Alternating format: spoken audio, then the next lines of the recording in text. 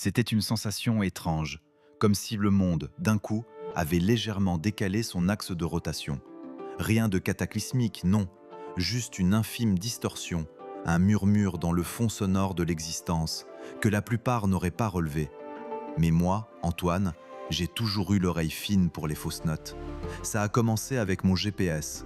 Un matin comme les autres, le café fumant à mes lèvres, je me suis installé au volant de ma voiture. La routine était gravée dans ma chair. Démarrer, lancer l'application de navigation et me laisser guider à travers le labyrinthe urbain jusqu'à mon bureau. Mais ce jour-là, la petite voiture bleue sur l'écran a commencé à bégayer. Elle ne suivait plus la route avec cette assurance numérique habituelle. Elle se déplaçait par saccades, tantôt sur la chaussée, tantôt flottant au-dessus des immeubles, comme un fantôme hésitant qui ne savait plus où aller. J'ai d'abord souri, pensant à une mise à jour ratée, ou peut-être à une mauvaise humeur passagère de l'univers numérique. Une blague de développeur sans doute. Mais le sourire s'est figé. La voix synthétique, d'habitude si calme et impérieuse, s'est mise à répéter des instructions contradictoires, me demandant de tourner à gauche alors que la carte affichait clairement un virage à droite, ou m'indiquant de faire demi-tour sur une autoroute à 3 voies. J'ai ignoré l'écran et suivi mon instinct, mes souvenirs d'anciens trajets, cette mémoire musculaire des rues que j'avais cru définitivement obsolète. En arrivant au bureau, le malaise s'est intensifié. Mon collègue, Sophie, pestait devant son ordinateur. Impossible de me connecter à la base de données. C'est lent, ça rame, c'est comme si Internet était revenu à l'ère du modem 56 kilooctets. Autour de nous, d'autres murmures d'agacement s'élevaient. Les applications de messagerie mettaient un temps fou à envoyer des messages. Les emails restaient en attente dans la boîte d'envoi. Les appels vidéo se transformaient en diaporamas pixelisés de visages figés. Les premières heures, c'était un concert de plaintes agacées. Sur les réseaux sociaux, quand ils fonctionnaient, avec des pages qui mettaient des minutes à charger, on se moquait des bugs du millénaire, des jours sans Wi-Fi, des caprices de la 5G. Les blagues fusaient, légères et insouciantes, couvrant d'un voile la petite graine d'inquiétude qui commençait à germer. Personne ne voulait croire que c'était plus qu'une panne géante, une défaillance temporaire de la machinerie complexe qui régissait nos vies.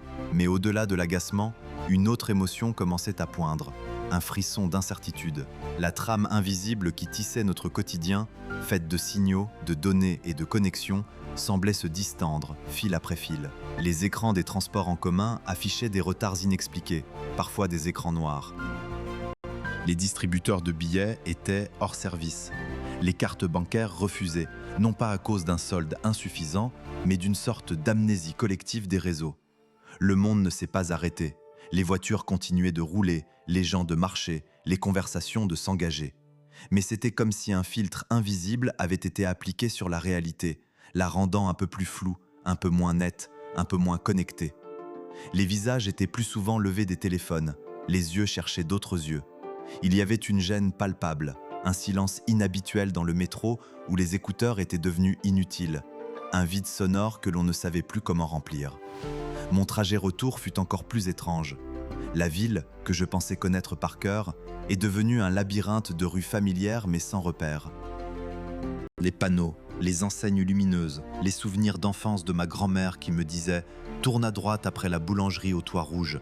Toutes ces choses que j'avais oubliées sont revenues à la surface, non pas comme une aide, mais comme un témoignage d'une époque révolue où l'orientation était une compétence et non un service. J'ai vu des gens, perdus, dépliant de vieilles cartes en papier, leurs fronts plissés de concentration, comme s'ils déchiffraient des hiéroglyphes. Chez moi, le silence était épais. Ma cafetière intelligente ne démarrait plus à l'heure exacte. Le thermostat semblait avoir sa propre idée de la température idéale. Ma montre connectée refusait de synchroniser mon sommeil, comme si elle avait décidé que mes nuits n'existaient plus pour elle. Je me suis retrouvé à allumer la radio, une vieille radio FM que j'avais gardée par nostalgie. Les stations grésillaient, parfois disparaissaient, remplacées par un souffle blanc. Les voix des présentateurs étaient tendues, leurs informations contradictoires, parlant de problèmes techniques généralisés, de pannes sans précédent, mais toujours sans explication claire. La nuit est tombée. Sans la pollution lumineuse des écrans, sans la distraction constante des notifications, je me suis surpris à lever les yeux vers le ciel. Un geste que je n'avais pas fait depuis des années, peut-être depuis l'enfance. Et là, j'ai eu une autre sensation. Les étoiles semblaient plus nombreuses, plus intenses, comme des milliards de diamants jetés sur un velours noir. mais aussi d'une certaine manière plus lointaines. Elles brillaient avec une clarté nouvelle, mais leur lumière semblait voyager d'une distance insondable, sans le filet invisible de la technologie pour nous relier à elles. Ou peut-être était-ce juste mon imagination, mon esprit cherchant des explications à un monde qui perdait ses repères. Nous vivions dans une matrice d'information, une toile d'araignée invisible tissée au-dessus de nos têtes. Et maintenant, cette toile se déchirait, révélant le vide au-delà. Un vide que nous avions oublié, ou que nous n'avions jamais vraiment vu. Ce n'était pas un effondrement bruyant, une apocalypse fracassante. C'était un retrait, un effacement silencieux, une absence qui se creusait jour après jour, heure après heure. Le monde ne s'était pas arrêté. Il avait juste commencé à oublier comment il fonctionnait, et nous avec lui. Le matin suivant, le silence n'était plus seulement inhabituel. Il était une présence palpable, une étoffe épaisse qui avait drapé la ville. Mon réveil, autrefois si précis, affichait une heure absurde, figée quelque part dans la nuit. Le café fumant ne masquait plus le vide sonore qui s'était installé. J'essayais d'allumer la radio, cette vieille FM qui m'avait offert des bribes d'informations contradictoires la veille. Mais elle ne délivra qu'un grésillement uniforme, un souffle blanc qui annonçait le néant. Plus de voix, plus de musique, plus de tentatives d'explication. Le monde était devenu sourd à lui-même. En sortant, la petite voiture bleue, hier encore hésitante, refusa catégoriquement de démarrer. Le tableau de bord s'illuminait d'une série de voyants fous, comme un sapin de Noël détraqué, avant de s'éteindre dans un soupir d'impuissance. Ce n'était pas une panne mécanique, j'en étais certain. C'était un refus catégorique de la machinerie complexe de s'aligner avec une réalité désormais dépourvue de sa trame invisible. Je me retrouvais à marcher, un geste que j'avais presque oublié. Le plan de la ville s'étant si profondément incrusté dans les puces de mon téléphone que mes propres pieds semblaient hésiter sur le chemin. Les rues n'étaient pas désertes, mais l'atmosphère avait changé. Les visages étaient plus fermés, les regards plus fuyants. Le concert habituel des klaxons avait cédé la place à un murmure de pas, de conversations étouffées, et au crissement occasionnel d'un pneu sur le bitume, quand une voiture, par miracle ou par obstination, parvenait à se mouvoir. Les feux de signalisation étaient soit éteints, soit figés sur une couleur immuable, transformant chaque intersection en un ballet dangereux et hésitant, où la courtoisie et l'instinct de survie se disputaient le pavé. Au bureau, le chaos avait pris une dimension plus concrète. Sophie pestait toujours, mais cette fois devant une pile de dossiers papier qu'elle tentait de déchiffrer avec une concentration forcée. Impossible de faire quoi que ce soit, Antoine. Plus de mails, plus de bases de données, plus rien. On est revenu à l'âge de pierre. Elle avait le visage marqué, les cheveux en bataille. Autour d'elle, d'autres collègues se débattaient avec des imprimantes muettes, des téléphones fixes qui ne sonnaient plus, des ordinateurs qui affichaient des écrans bleus ou des messages d'erreur énigmatiques. L'épine dorsale numérique de notre entreprise s'était brisée, et avec elle, toute notre productivité. Les réunions étaient devenues des forums de désarroi, des tentatives désespérées de réinventer la roue avec des outils rudimentaires. On parlait de courrier, de téléx, de pigeons voyageurs, à moitié en plaisantant, à moitié avec une angoisse palpable. La blague du modem 56 kilooctets de la veille semblait désormais une douce nostalgie. Nous avions perdu non seulement l'accès à l'information, mais aussi la capacité de nous en souvenir, de la retrouver. C'était comme si la mémoire collective des systèmes s'était évaporée, emportant avec elle des années de données, de projets, de liens. J'essayais de me concentrer, de trouver une tâche que je pourrais accomplir sans la moindre aide technologique. C'était un défi bien plus grand que je ne l'aurais imaginé. Chaque geste, chaque processus était imbriqué dans cette toile invisible qui s'était déchirée. Je me suis surpris à tendre la main vers ma montre connectée pour vérifier l'heure, avant de me souvenir de son inertie. Je cherchais mon téléphone pour consulter une note et ne trouvais qu'un écran noir, reflet de mon propre désarroi. Le monde, peu à peu, perdait sa mémoire technique. La pause déjeuner fut une autre épreuve. Les terminaux de paiement étaient hors service. Les distributeurs de billets, ces forteresses d'argent liquide, étaient devenus de simples blocs de métal muets. Les petits commerces de proximité, qui dépendaient tant des transactions numériques, affichaient des pancartes manuscrites. Paiement en espèces uniquement. Mais qui avait encore des espèces ? Nous vivions dans une société dématérialisée, où l'argent n'était qu'une ligne de code sur un serveur. Maintenant, ces lignes s'étaient effacées. Je vis des scènes de frustration, des clients s'énervant, des commerçants impuissants. La gêne palpable de la veille avait fait place à une colère sourde, à une peur grandissante. Je réussis à trouver un petit boulanger qui acceptait les quelques pièces qui traînaient encore au fond de ma poche. Le pain, simple et réel, avait un goût de survie. En mangeant, j'observais les gens. Certains tentaient de rire, de minimiser la situation, mais leurs yeux trahissaient une anxiété profonde. D'autres, les plus jeunes surtout, semblaient perdus, comme des poissons hors de l'eau, incapables de naviguer dans ce monde soudainement analogique. Leurs gestes étaient ralentis, leurs conversations hachées. Ils avaient grandi avec la certitude d'un accès instantané à tout, et cette certitude s'était effondrée, les laissant démunis. Dans l'après-midi, le directeur fit une annonce, la voix tremblante. Les serveurs centraux, disait-il, étaient inaccessibles. Les experts étaient perplexes. Aucune explication, aucune solution en vue. Il nous demanda de rentrer chez nous, de rester en sécurité, d'attendre de nouvelles instructions. Des instructions qui ne viendraient probablement jamais par les canaux habituels. L'entreprise, cette machinerie autrefois si huilée, s'était arrêtée. En rentrant, je pris un chemin différent, guidé par de vagues souvenirs de mon enfance, quand les cartes routières en papier étaient encore la norme. La ville, privée de son GPS omniprésent, de ses panneaux lumineux, de ses publicités numériques, révélait des détails que j'avais oubliés. Une vieille façade en pierre, un graffiti effacé par le temps, un arbre solitaire au milieu d'une place. C'était comme si le voile numérique qui avait recouvert la réalité s'était déchiré, laissant apparaître un monde plus ancien, plus brut, mais aussi étrangement plus présent. J'essayais de contacter ma famille. Le téléphone fixe de mes parents, un appareil que j'avais moqué pour son obsolescence, était devenu notre seul espoir de communication. Mais la ligne restait désespérément muette. Le cadran, autrefois symbole de connexion, tournait dans le vide. Les réseaux de téléphonie mobile, bien sûr, n'existaient plus. C'était comme si des millions de voix avaient été réduites au silence en même temps, un concert assourdissant de non-dits et d'inquiétudes. L'isolement n'était plus une métaphore, il était une réalité concrète, une barrière infranchissable. La nuit est tombée à nouveau, cette fois plus vite, plus lourdement. Sans les lumières des écrans, sans les néons des publicités, la pénombre gagna du terrain. Les rues étaient plus sombres, les immeubles des silhouettes indistinctes. Je montais sur le toit de mon immeuble, comme la veille. Le ciel était là, immense, d'un noir velours constellé d'une infinité de diamants. Il était encore plus éclatant, plus proche, et pourtant plus indifférent. Ce n'était plus le même ciel que j'avais vu la veille. Il semblait que même les étoiles avaient changé leur alignement, ou peut-être était-ce juste ma perception qui s'ajustait à cette nouvelle réalité.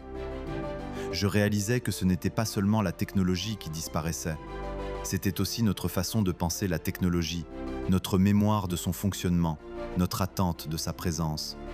C'était une amnésie collective qui s'installait, non pas de manière violente, mais par une lente érosion. Les concepts mêmes de Wi-Fi, de 5G, de GPS devenaient des mots vides de sens, des coquilles d'anciens savoirs. Comme si l'humanité dans son ensemble était en train de désapprendre une langue complexe qu'elle avait maîtrisée pendant des décennies.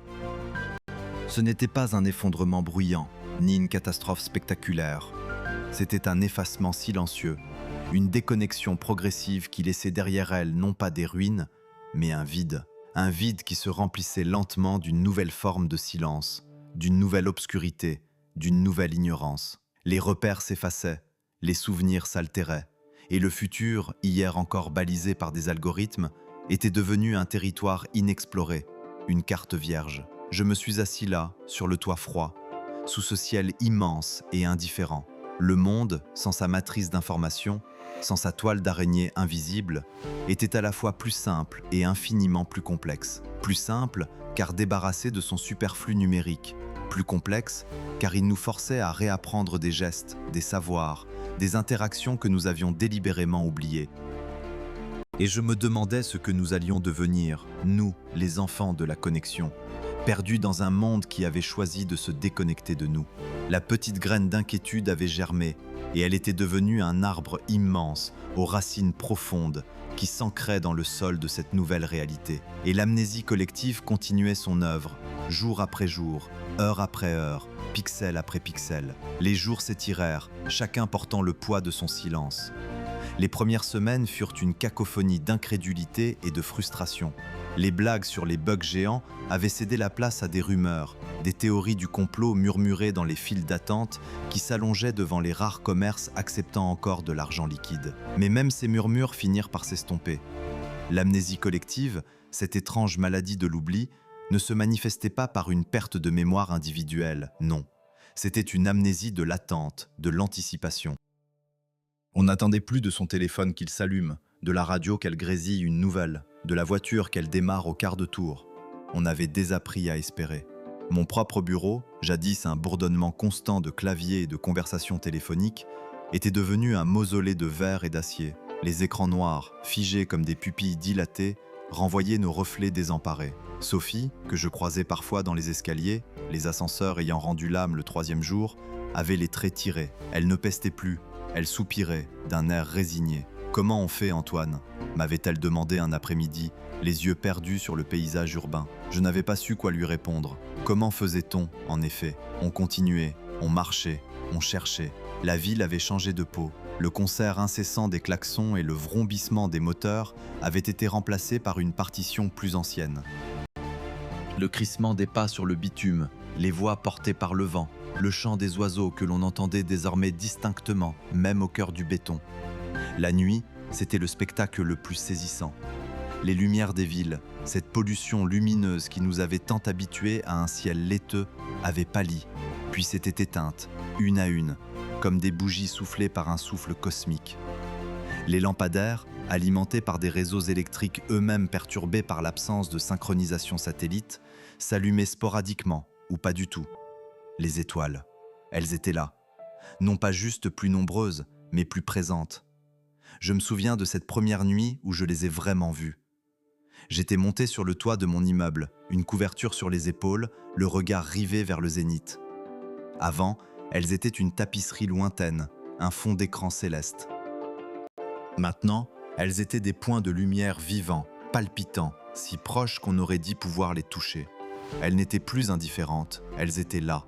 Et elles me regardaient, ou du moins, c'est ce que je ressentais. Une connexion primale, brute, qui me traversait bien plus profondément que n'importe quel signal Wi-Fi n'avait jamais pu le faire. Le velours noir du ciel s'était épaissi, s'était approfondi, et les diamants qui y étaient incrustés scintillaient avec une intensité que je n'avais jamais imaginée. C'était comme si l'univers, débarrassé de notre bruit numérique, avait enfin pu se manifester dans toute sa splendeur muette. Cette nouvelle perception des étoiles n'était pas la seule altération. Mon corps aussi semblait se réajuster. Les premiers jours, j'avais ressenti un étrange vertige, une sensation d'être légèrement désaxé, comme si mon sens de l'équilibre, autrefois subtilement calibré par des repères invisibles, était en décalage. Mais peu à peu, cette gêne avait disparu. Mes pas étaient plus assurés, mon regard plus aiguisé. Je me fiais à mes sens d'une manière que j'avais oubliée. Le soleil était mon horloge, la position de la lune et des constellations, mon GPS nocturne. C'était une forme de liberté, mais une liberté lourdement payée. Les informations, ou plutôt leur absence, étaient devenues le nouveau luxe. Les journaux imprimés, qui avaient connu un bref et inattendu regain d'intérêt, étaient rapidement devenus des reliques. Les rotatives s'étant tues faute d'énergie et de chaînes d'approvisionnement. Les radios à piles, pour celles qui fonctionnaient encore, ne diffusaient que des grésillements ou des boucles d'informations locales obsolètes. On vivait dans un présent éternel, sans passé récent, ni futur projeté par les médias. Les événements ne se propageaient plus en un éclair. Ils voyageaient à la vitesse des pas, de bouche à oreille, déformés par les interprétations et les angoisses. Les transports étaient devenus une aventure.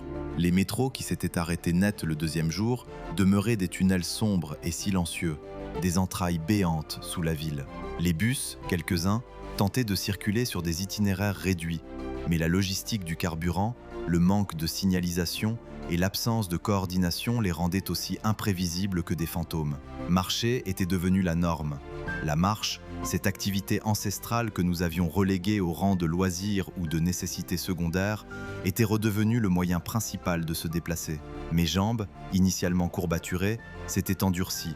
Mes poumons respiraient l'air de la ville, un air qui, paradoxalement, semblait plus pur, moins saturé des émanations de nos machines. Au bureau, l'absurdité de notre situation était palpable.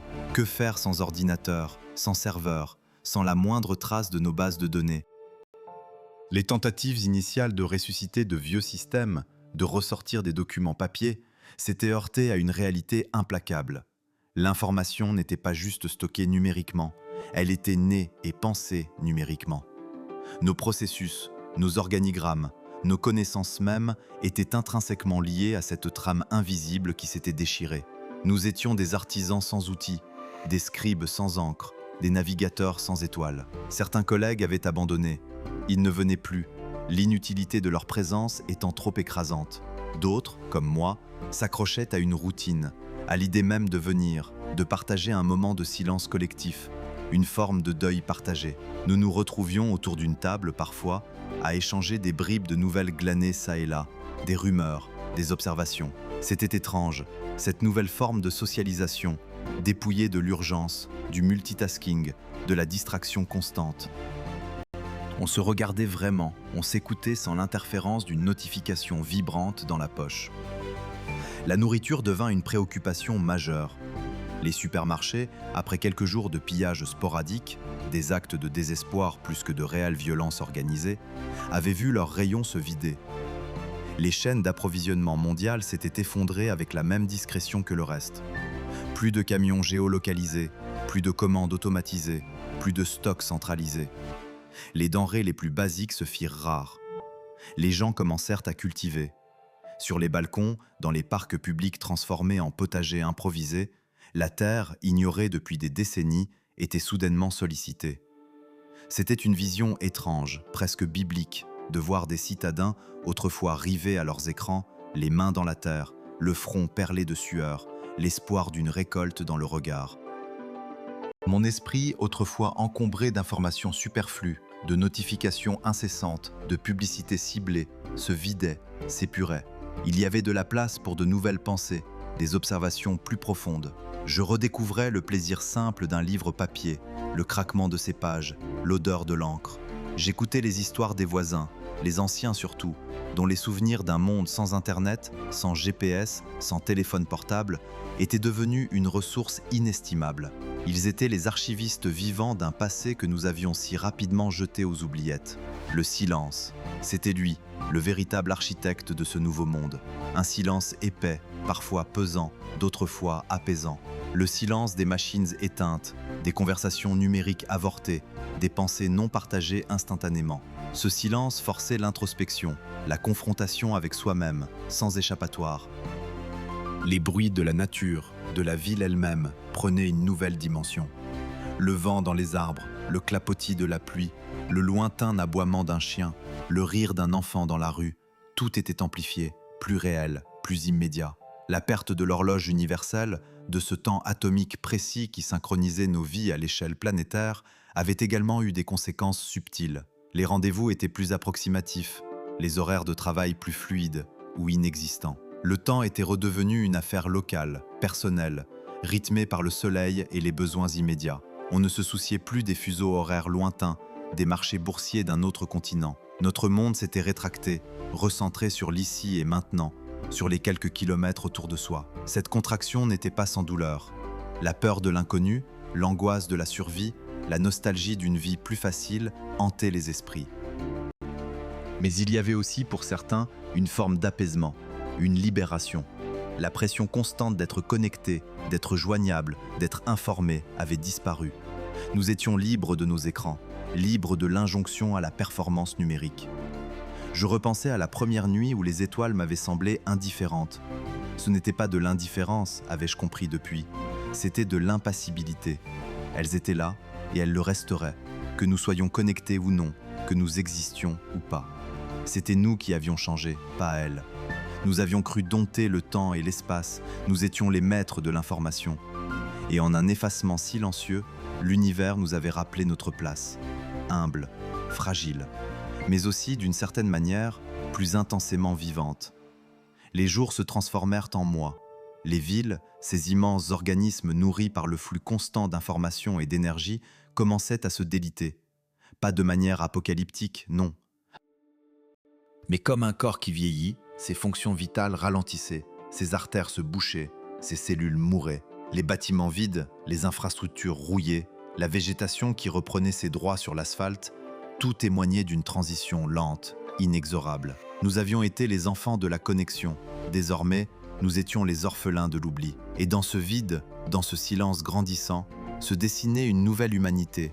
Une humanité forcée de regarder en arrière, vers les racines de son existence, et de lever les yeux vers le ciel, non plus pour y chercher des signaux, mais pour y trouver des réponses. Les étoiles, elles, continuaient de veiller, témoins silencieux de notre amnésie et de notre réveil. La mémoire, elle aussi, semblait avoir été touchée par cette érosion silencieuse. Non pas une amnésie brutale et spectaculaire, celle qui efface d'un coup des pans entiers de l'existence, mais une sorte de brume légère, insidieuse, qui s'était infiltrée dans les replis de nos esprits, voilant progressivement les détails, estompant les contours de ce qui avait été. C'était comme si un pinceau invisible passait sur la toile de nos souvenirs, diluant les couleurs, rendant les formes floues. Nous étions devenus des orphelins de l'oubli, naviguant dans un monde où les repères s'effaçaient jour après jour, où les souvenirs eux-mêmes, si souvent externalisés et délégués à des machines, semblaient se déliter avec la machinerie qui les avait portés. Cette perte n'était pas seulement individuelle, elle était collective. Nous avions perdu notre histoire commune, notre encyclopédie universelle, notre album de famille global. Les visages des figures publiques, les dates des événements marquants, les paroles des chansons populaires, tout cela se transformait en un kaléidoscope fragmenté, difficile à reconstituer.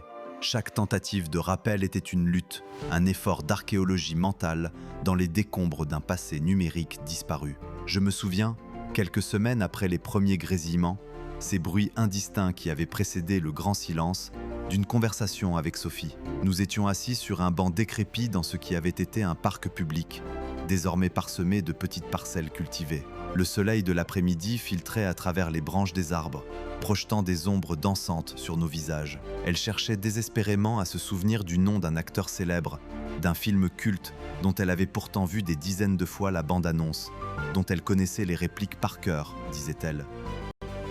Mais les mots lui échappaient, comme des poissons glissant entre les doigts, insaisissables et moqueurs. Elle se frappait le front avec une frustration palpable, ses yeux clairs embués d'une légère détresse. C'était sur ce truc, tu sais, la grande base de données de films, ce site avec toutes les informations, les photos, les critiques. J'avais hoché la tête, comprenant parfaitement son désarroi. Ce truc, cette gigantesque bibliothèque universelle de l'audiovisuel, n'était plus qu'un écho lointain, une toile d'araignée invisible dont les fils s'étaient rompus, emportant avec eux des milliards de données. Nous avions collectivement perdu l'accès à cette mémoire externe que nous portions jadis dans nos poches, dans nos montres, dans nos lunettes. Les noms, les dates, les faits, les recettes de cuisine, les itinéraires complexes, tout ce qui était auparavant à portée de clic, exigeait désormais un effort de rappel colossal. Une fouille archéologique dans les méandres d'un cerveau réapprenant à stocker, à organiser, à hiérarchiser sans l'aide d'un algorithme. C'était une gymnastique mentale douloureuse, mais nécessaire, qui nous ramenait aux fondamentaux de la cognition humaine.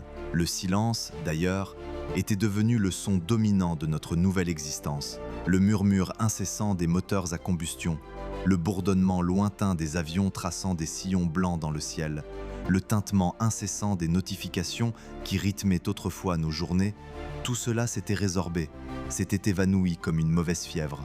La ville, notre ville tentaculaire et bruyante, respirait désormais autrement, avec une lenteur et une profondeur inouïes. Les pas sur le trottoir sonnaient plus clairs.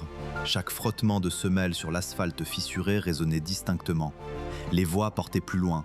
Les conversations entre voisins s'entendaient d'un bout à l'autre de la rue.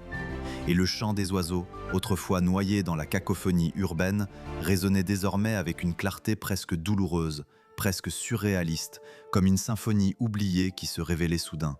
C'était un silence lourd, parfois oppressant, un vide sonore qui faisait écho à l'absence de notre ancien monde. Mais souvent aussi, étrangement, il était profondément apaisant. Il forçait à écouter, à observer, à se reconnecter à un monde de sensations brutes que nous avions, sans le savoir, relégué au second plan, masqué par le vacarme constant de la modernité. Ce silence nous invitait à l'introspection, à la contemplation, à la redécouverte des sons naturels du vent dans les arbres, du ruissellement de l'eau, du cri lointain d'un animal. Il nous rendait attentifs à notre propre corps, au rythme de notre respiration, au battement de notre cœur. Les rues, autrefois des artères grouillantes de véhicules, des fleuves de métal et de lumière, s'étaient transformées en de vastes rubans d'asphalte à la dérive, lentement colonisés par la végétation. Les voitures abandonnées, devenues des coquilles vides, des squelettes rouillés, s'amoncelaient parfois dans des embouteillages figés, témoins silencieux et macabres d'une époque révolue, de vies interrompues, de départs précipités. Elles étaient devenues des abris pour les animaux errants, des terrains de jeu dangereux pour les enfants, ou simplement des obstacles à contourner. Les vélos, réparés, réinventés, souvent transformés en triporteurs ou en charrettes, ainsi que les charrettes tirées par des hommes ou des animaux, là où l'on avait réussi à en trouver ou à en élever, étaient devenus les nouveaux moyens de transport. Les chevaux, les ânes, autrefois relégués aux contes de fées ou aux zones rurales reculées, faisaient un retour spectaculaire dans le paysage urbain, apportant avec eux l'odeur du foin et le son rythmique de leurs sabots. Les distances paraissaient plus longues, les voyages plus lents, mais chaque déplacement était une aventure, une occasion de redécouvrir des paysages familiers sous un jour nouveau, de croiser des visages, d'échanger des informations. On marchait, beaucoup. Les muscles s'étaient endurcis, les pieds s'étaient habitués à la terre, au gravier et aux pavés irréguliers, et les corps, autrefois sédentaires et engourdis par des heures passées devant des écrans, retrouvaient une vigueur et une agilité oubliées. La marche devenait un acte méditatif, une reconnexion à la terre, au rythme naturel du monde. La nourriture, elle aussi, avait subi sa mue, une transformation radicale et souvent douloureuse. Les étals des supermarchés, vides et silencieux, étaient des mausolées à l'abondance passée, des reliques d'un temps où tout était disponible, à toute heure, sans effort apparent. Les chaînes d'approvisionnement, cette machinerie complexe et invisible qui nous nourrissait sans que nous y pensions, s'étaient effondrées comme un château de cartes, révélant la fragilité de notre dépendance. On avait dû apprendre à cultiver, à chasser, à troquer, à pêcher. Les parcs urbains étaient devenus des champs, des potagers collectifs où les habitants travaillaient côte à côte, les mains dans la terre. Les balcons des immeubles s'étaient transformés en potagers miniatures, débordant de tomates, d'herbes aromatiques et de légumes-feuilles. L'odeur de la terre fraîchement remuée, de la fumée de bois s'échappant des cheminées improvisées, des herbes aromatiques froissées entre les doigts, avait remplacé celle de l'échappement et du fast-food. C'était un retour aux sources forcé, brutal, mais qui pour beaucoup avait révélé une force insoupçonnée, une résilience que nous pensions avoir perdue sous les couches épaisses de la modernité et de l'opulence. Chaque repas était une victoire, chaque récolte une célébration. La nourriture n'était plus une commodité, mais un fruit du travail, de la sueur, de la patience, et elle était savourée avec une gratitude profonde et sincère. Les connaissances ancestrales sur la conservation, la fermentation, la cueillette sauvage refaisaient surface, transmises par les aînés ou redécouvertes dans des livres poussiéreux. Les nuits, surtout, étaient devenues une source d'émerveillement renouvelé, une expérience quasi mystique. Sans la pollution lumineuse des villes hyper éclairées, sans le voile numérique qui nous séparait du cosmos, les étoiles s'étaient révélées dans toute leur splendeur, dans toute leur écrasante majesté. Des milliards de diamants jetés sur un velours noir infini, comme je l'avais remarqué ce soir-là, étendu sur le toit d'un immeuble désaffecté, le coude sur le béton froid. La Voie lactée, cette rivière de lumière céleste, était redevenue visible à l'œil nu, une traînée scintillante traversant le firmament. On se rassemblait dehors, dans les rues silencieuses ou sur les toits, les yeux rivés au ciel, tentant de déchiffrer les constellations, de se raconter les mythes anciens que nos ancêtres avaient tissés autour de ces points lumineux. Les cartes célestes imprimées, devenues de précieux trésors, passaient de main en main, leurs coins usés par des consultations répétées. L'univers, autrefois une image lointaine et abstraite sur un écran, s'était rapproché, palpable, nous rappelant notre place minuscule et magnifique dans l'immensité, notre connexion primordiale à quelque chose de bien plus grand que nous. C'était une leçon d'humilité et d'émerveillement, une invitation à la rêverie et à la philosophie. Les communications étaient revenues à l'ère des signaux de fumée et des messagers à pied. Les radios à ondes courtes, ces appareils autrefois réservés aux passionnés bricoleurs et aux surdivalistes, étaient devenus des outils vitaux, des cordons ombilicales fragiles permettant des contacts sporadiques entre les communautés isolées. Leurs grésillements et leurs voix lointaines étaient des miracles sonores. Mais la plupart du temps, l'information circulait de bouche à oreille, se déformant, s'amplifiant, se perdant parfois en chemin, comme un jeu de téléphone sans fin. Les rumeurs fleurissaient dans ce terreau fertile de l'ignorance et de l'incertitude. Les nouvelles se raréfiaient, et le monde, autrefois un village global connecté par des fibres optiques, s'était fragmenté en une mosaïque de localités isolées, chacune avec ses propres défis, ses propres victoires, ses propres légendes urbaines. L'idée même d'une information mondiale paraissait absurde, un vestige d'un temps où l'on pouvait tout savoir, partout, instantanément, sans effort. Les journaux locaux, laborieusement imprimés sur du papier recyclé, ou les bulletins d'information affichés sur les murs des places publiques, étaient les nouvelles sources de connaissances, lues et commentées avec une avidité nouvelle. La confiance dans la source était primordiale, et la réputation des messagers, qui parcouraient parfois des kilomètres pour apporter un mot, était inestimable. Pourtant, au-delà de la difficulté, de la perte, de la nostalgie diffuse, une nouvelle forme de connexion humaine émergeait, plus profonde, plus authentique, plus directe. Les visages n'étaient plus éclairés par la lueur froide et bleutée des écrans, mais par la lumière chaude et vacillante des bougies, par le rougeoiement apaisant des feux de bois. Les conversations étaient plus profondes, moins superficielles, les silences plus lourds de sens, remplis d'une présence mutuelle. On se regardait vraiment, on s'écoutait vraiment, sans l'interruption constante des notifications ou la tentation de vérifier un flux d'informations sans fin. Les liens se tissaient autrement, dans la nécessité de l'entraide mutuelle, dans la simplicité des gestes quotidiens partagés, la préparation d'un repas, la réparation d'un outil, la garde des enfants. Les voisins, autrefois des silhouettes anonymes croisées dans l'escalier ou à la boulangerie, étaient devenus des alliés précieux, partageant leurs récoltes, leurs compétences, leurs histoires, leurs peurs et leurs espoirs. Les communautés se resserraient, créant des micro-sociétés où la solidarité était la monnaie la plus précieuse. Les soirées étaient consacrées aux contes, aux chants, à la musique jouée sur des instruments retrouvés ou fabriqués à la main. J'avais parfois des flashs, des images fugaces et presque irréelles de l'ancien monde. Le bourdonnement continu des serveurs dans un data center, la fluidité d'une recherche sur Internet où la réponse apparaissait en une fraction de seconde, le visage lumineux d'un ami lointain apparaissant sur un écran, comme s'il était juste à côté. Ces images étaient comme des fantômes, des souvenirs d'une autre vie, d'un rêve étrange et lointain. Elles me laissaient une sensation de vide, une nostalgie diffuse, comme on regrette un membre fantôme, une partie de soi qui n'était plus là. Je me souvenais de la facilité avec laquelle nous commandions tout et n'importe quoi, de l'instantanéité de la gratification, de la promesse d'une information illimitée. Mais cette mélancolie ne durait jamais très longtemps. La réalité du présent, avec ses exigences immédiates, ses beautés brutes et ses défis concrets, reprenait vite le dessus, me tirant de mes rêveries.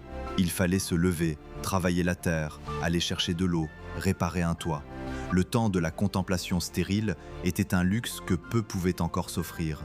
Nous avions désappris l'usage de la technologie complexe, mais nous avions réappris à vivre, à ressentir, à nous émerveiller des choses les plus simples et les plus fondamentales. La chaleur d'un feu de cheminée après une journée froide, le goût terreux et authentique d'un légume cueilli à la main et consommé sans après. Le spectacle grandiose d'un ciel étoilé qui nous rappelait notre insignifiance et notre grandeur. Le monde, dépouillé de sa couche numérique, n'était pas devenu un lieu de désolation totale, même s'il portait les cicatrices de la transition. Il était devenu un lieu différent, plus lent, plus silencieux, plus exigeant, mais aussi, paradoxalement, plus intense, plus présent, plus ancré dans le réel. La vie avait retrouvé sa dimension tactile, olfactive, auditive, gustative, que nous avions failli oublier. La question de la cause de cette déconnexion globale restait sans réponse définitive, un mystère qui alimentait les veillées et les discussions. Les experts, ceux qui restaient et qui avaient encore des moyens de communication rudimentaires, débattaient de théories improbables et souvent contradictoires. Une tempête solaire d'une ampleur inédite qui aurait grillé tous les circuits électroniques, une perturbation quantique imprévue, une expérience scientifique qui aurait mal tourné dans un laboratoire secret, voire l'intervention d'une intelligence extraterrestre malveillante ou bienveillante. Pour ma part, je n'y pensais plus guère. La cause importait moins que la conséquence. Nous vivions dans l'après, dans le maintenant, et l'avenir s'écrivait à l'encre de nos mains calleuses, sur le parchemin rugueux de la terre, avec la sueur de nos fronts et la force de nos muscles. Ce n'était pas une fin du monde spectaculaire, non, pas de météores incandescents ou de cataclysmes apocalyptiques. C'était un effacement silencieux, une réinitialisation douce mais implacable, une sorte de débranchement généralisé. Une amnésie collective qui nous forçait à nous souvenir de ce que nous étions avant d'être connectés, avant d'être dépendants, avant d'être esclaves de la machine. Nous étions des orphelins, certes, des orphelins du savoir externalisé et de la facilité numérique, mais des orphelins qui réapprenaient à marcher, à parler, à construire leur propre foyer sous un ciel enfin visible, enfin pur. Et dans ce vide, dans ce silence retrouvé, il y avait étrangement une promesse de renouveau, de simplicité, d'une humanité redécouvrant sa propre essence, nue, vulnérable, mais infiniment résiliente et capable de miracles.